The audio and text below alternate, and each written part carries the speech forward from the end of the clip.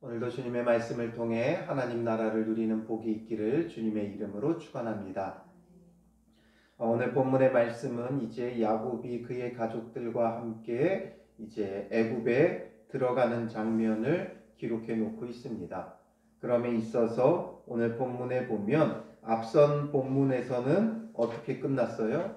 야곱이 요셉이 살아있다는 소식을 듣고 나서 마지막 45장 28절에 보면 조카도다 내 아들 요셉이 지금까지 살아있으니 내가 죽기 전에 가서 그를 보리라 하면서 끝났죠. 죽기 전에 가서 그를 보리라 이렇게 이야기하면서 온 가족들과 함께 이제 애굽을 가게 되어지는데 오늘 본문 1절에 보면 이스라엘이 모든 소유를 이끌고 떠나 부엘세바에 이르러 라고 되어 있어요. 오늘 본문에서는 야곱을 이스라엘이라고 부르고 있죠. 그러니까 야곱을 하나님께서 이스라엘이라고 했지만 항상 그 이후에 이스라엘이라고 부르지 않고 야곱이라고 더 많이 부르고 간혹 이스라엘이라고 불러요. 이스라엘이라고 부를 때는 하나님의 언약 백성으로서의 대표성을 가질 때는 이스라엘이라고 불러요. 그러나 그렇지 않을 때는 그냥 야곱이라고 부르죠. 왜냐하면 야곱 안에는 여전히 야곱스러움이 많이 있는 거예요. 그러나 하나님께서 그를 이스라엘로 삼으셨다라는 게 너무 중요하죠. 하나님께서 이스라엘 겨루어 이겼다. 하나님이 져주시는 사람이에요. 부모는 자녀에게 늘 져주는 사람이죠. 자녀를 이기는 부모가 없어요. 이런 것처럼 하나님께서도 그의 백성을 사랑하셔서 져주시는 거죠. 그들이 잘해서가 아니라 그들이 탁월해서가 아니라 하나님께서 져주시고 은혜 베푸시는 사람들인 거예요. 그래서 지금 이스라엘이라고 표현한 것은 하나님께서 택한 백성으로 그들을 구원하기 위하여 지금 애굽으로 인도하는 과정 가운데 있기 때문에 이스라엘이라고 부르시는 거죠. 그러면서 그들이 부엘세바에 이르러요.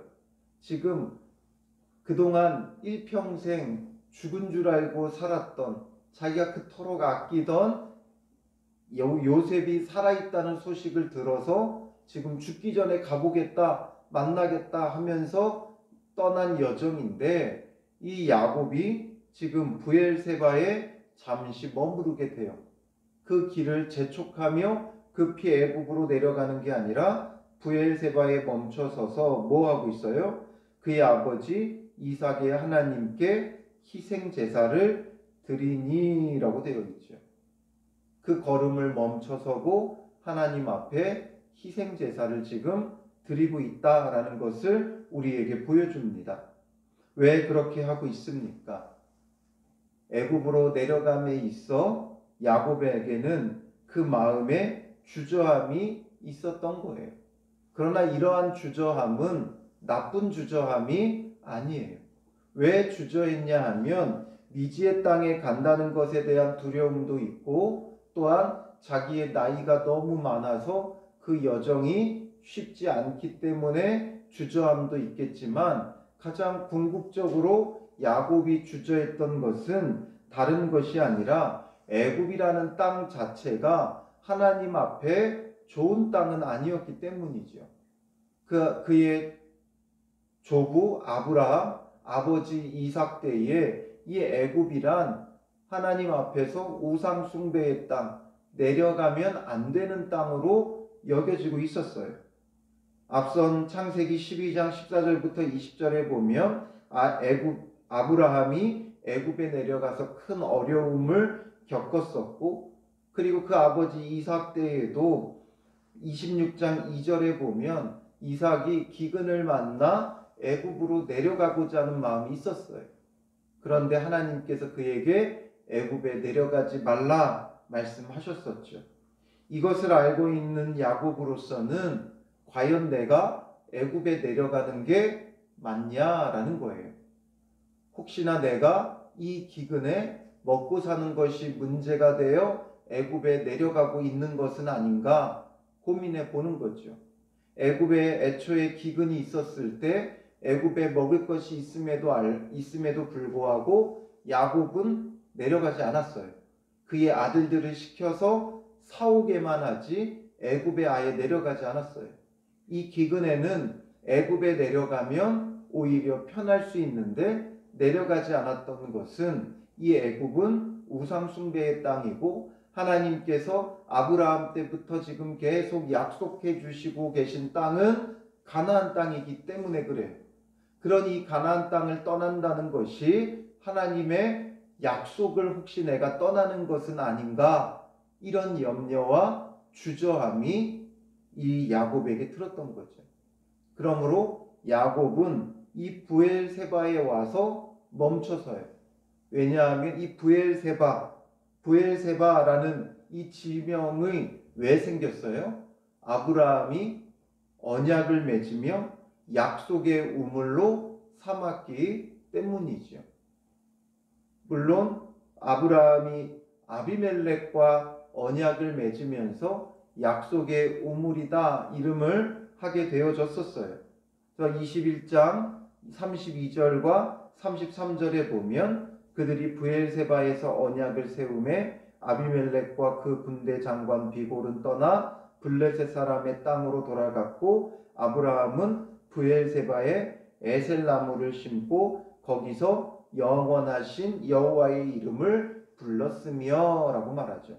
아브라함이 아비멜렉과 언약을 맺고 그곳을 언약의 우물, 그래서 브엘세바 이렇게 이름했었는데 하나님 앞에서 아브라함은 이곳에서 계속해서 영원하신 여호와의 이름을 불렀다. 그 이야기는 이곳이 그의 기도의 장소였고 예배의 장소였다라는 것을 보여주고 있죠.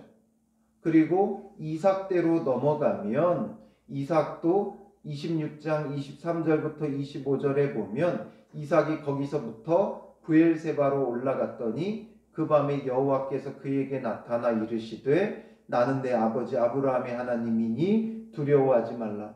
내 종 아브라함을 위하여 내가 너와 함께 있어 내게 복을 주어 내 자손이 번성하게 하리라 하신지라. 이삭이 그곳에 제단을 쌓고 여호와의 이름을 부르며 거기 장막을 쳤더니 이삭의 종들이 거기서도 우물을 팠더라 말하죠. 하나님께서 이삭에게 약속해 주신 장소도 이 브엘세바였어요. 그러므로 그 할아버지 아브라함 때부터 아버지를 거쳐 야곱에게 이르기까지 이 브엘세바라는 곳은 예배의 장소였고 또 약속의 장소예요. 그러니까 이곳에 와서 야곱은 하나님의 언약을 다시 한번 확인하길 원했던 거죠. 내가 이 가나안 땅을 떠나는 것이 혹여나 하나님의 언약을 떠나는 것은 아닐까? 그래서 이 언약의 우물에 와서 다시금 하나님의 그 언약을 확인하면서 내가 가나안 땅에 내려가는 것이 맞는가 싶은 거예요. 그리고 특별히 이 브엘세바는 위치적으로 가나안 땅에 어디에 있어요? 남쪽 끝에 있죠. 그래서 성경의 표현에 단에서부터 브엘세바까지 이 표현이 자주 나오죠. 그 이야기는 남쪽 끝이라는 거예요. 단은 북쪽 끝이고 브엘세바는 남쪽 끝이에요. 그러니까 지금 이 브엘세바를 떠나면 애굽으로 가는 통로가 되는 거예요. 가나안 남쪽 끝에 있어서 이제 애굽으로 가기 전에 마지막 그 거점이 이 브엘세바가 되는 거죠. 그러니까 이 브엘세바를 떠나면 애굽으로 완전히 들어간다, 가는 여정이 되어지는 것이죠. 그러므로 이 경계선에 서서 하나님의 약속을 확인하고 하나님의 뜻을 구하고 하나님의 언약을 끝까지 붙들려고 하는 야곱의 모습이 있는 거죠. 그러니 이 모습은 이스라엘로서 조금도 부족함이 없어요. 단순히 육신의 정에 이끌려 요셉에게 내려가는 것이 아니고 단순히 기근 때문에 내려가는 것이 아니고 이것이 정말 하나님의 구원의 방법인지를 확인하고 하나님의 언약을 끝까지 붙들고자 하는 야곱, 이스라엘의 모습이다라는 거죠. 우리의 속담으로 표현하면 돌다리도 두들겨 보고 건너라 라는 거예요. 눈에 보기에는 정말 놀라운 구원이잖아요.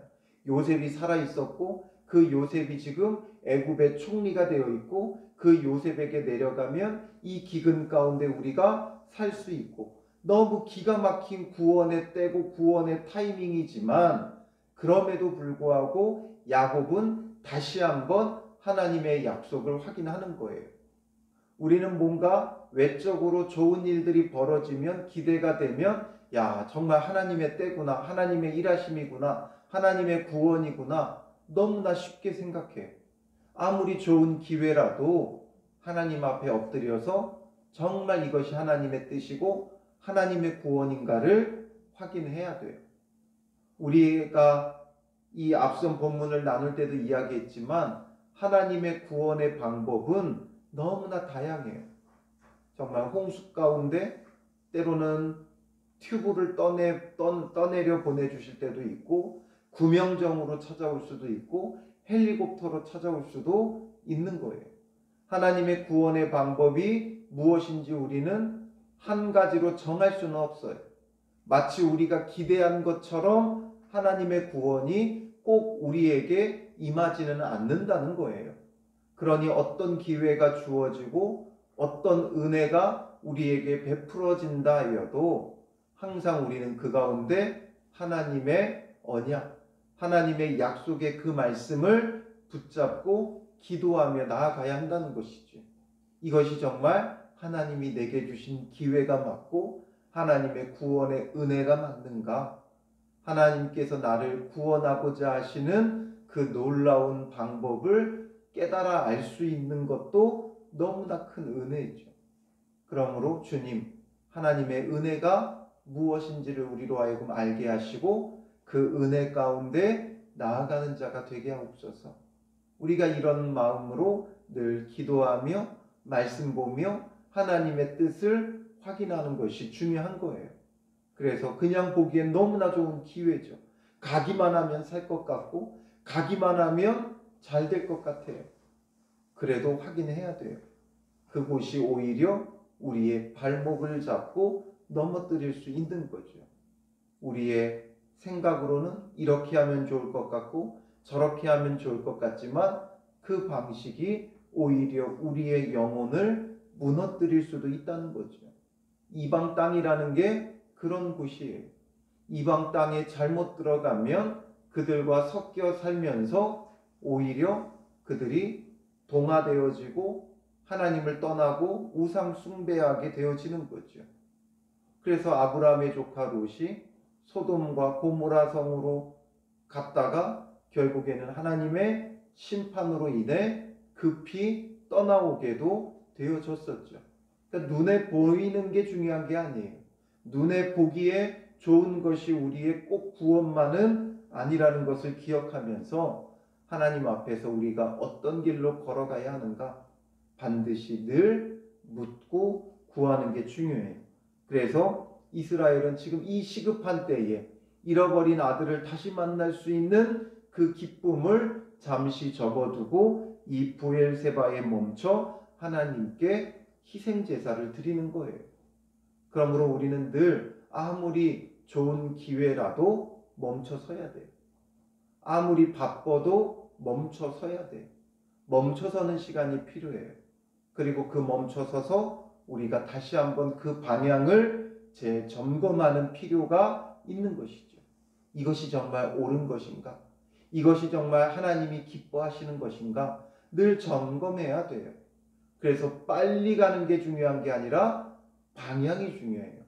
아무리 빨리 가도 엉뚱한 길로 잘못 접어들면 그 길은 목적지에 도무지 갈 수 없는 길이 돼요.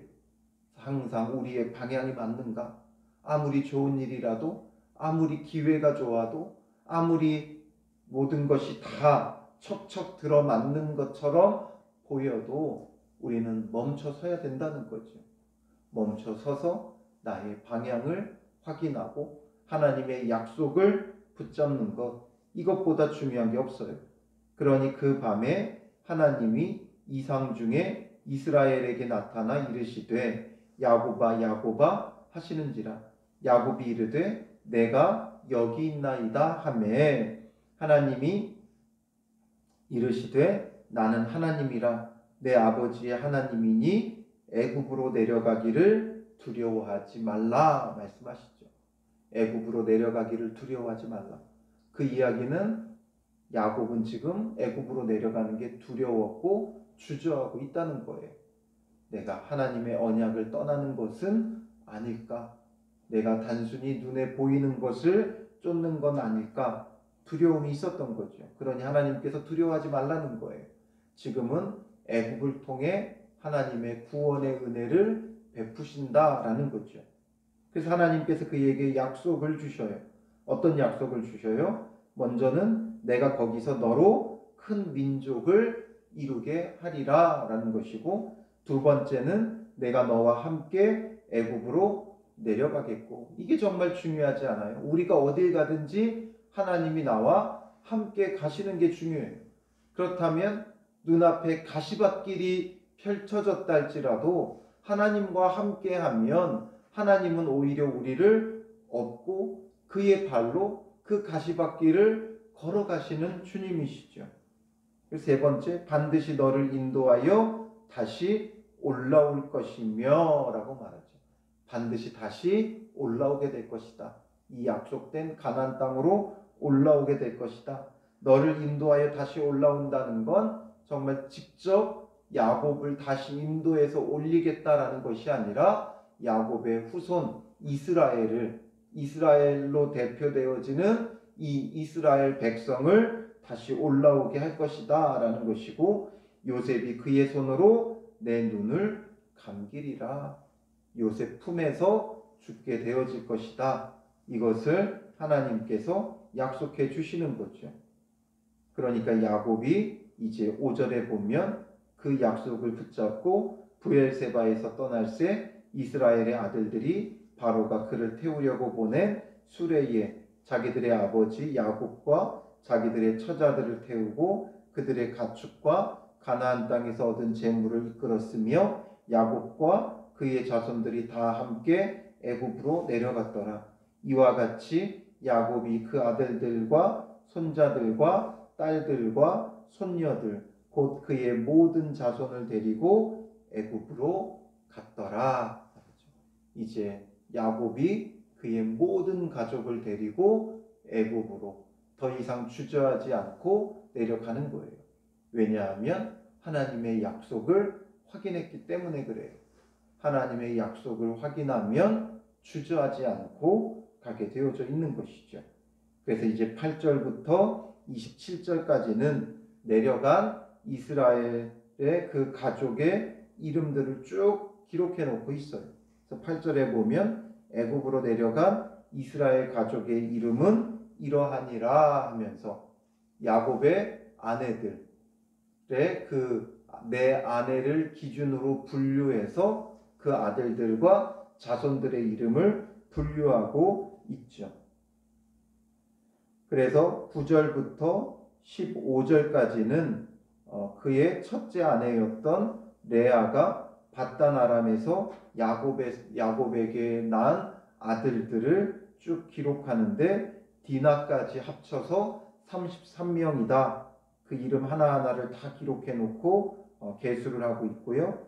그리고 16절부터 18절까지는 레아의 시종이었다가 야곱의 아내가 된 실바가 야곱에게서 낳은 자손들 16명을 기록하고 있고요. 그리고 이제 19절부터 22절은 그가 사랑했던 라헬을 통해 낳은 아들들과 그 자손들을 기록하고 있어요. 그게 14명이고 23절부터 25절까지는 라헬의 몸종이었던 비라가 낳았던 아들들 7명을 기록해 놓고 있는 거죠.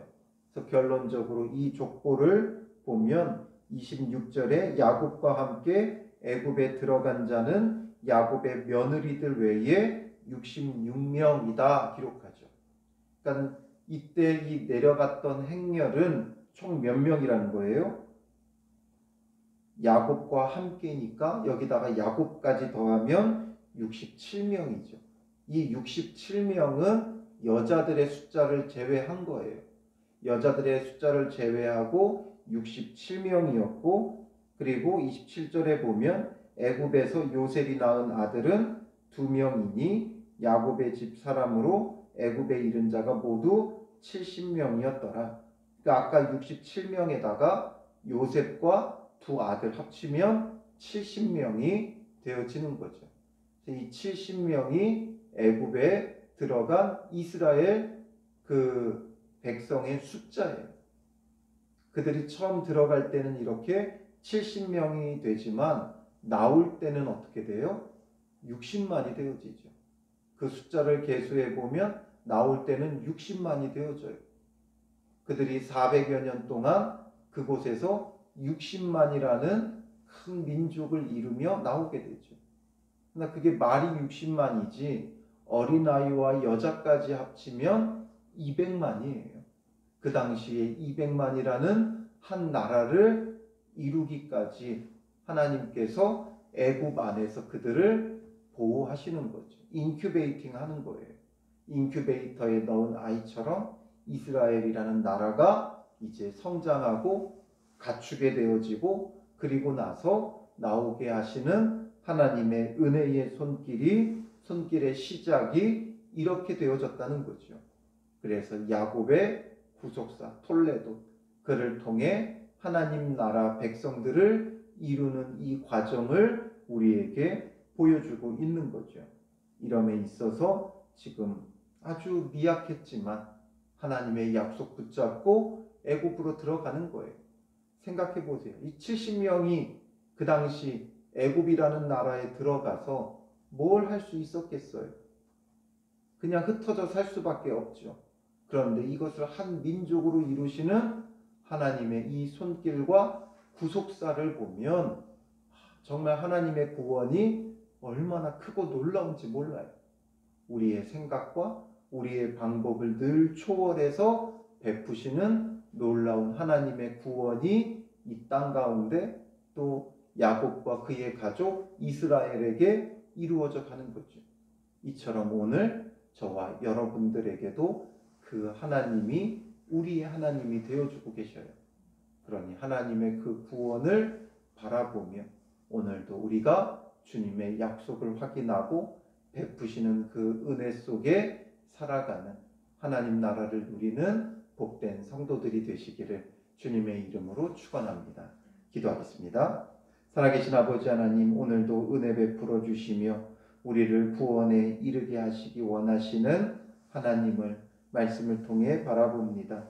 야곱이 다시 한번 멈춰서서 하나님의 언약을 확인하듯이 우리는 날마다 멈춰서서 먼저 주의 뜻을 구하며 주의 약속의 말씀을 붙잡는 자들 되게 하시고, 우리가 눈에 보이는 기회를 쫓는 자들이 아니라 하나님의 구원을 쫓는 자들 되게 하시고, 우리에게 베푸시는 하나님의 구속의 그 역사 속에 오늘 하루도 한 걸음 한 걸음 나아가며 주의 큰 구원을 이루어가는 복된 날이 되게 하여 주시옵소서. 주님 앞에 멈춰서서 간구하며 기도하는 우리 가운데 주의 놀라우신 구원의 은혜를 덧입혀 주시고 약속의 말씀을 주셔서 믿음을 가지고 확신을 가지고 걸어 나아가는 복된 하루가 되도록 인도하여 주실 줄 믿사오며 예수님의 이름으로 기도합니다. 아멘.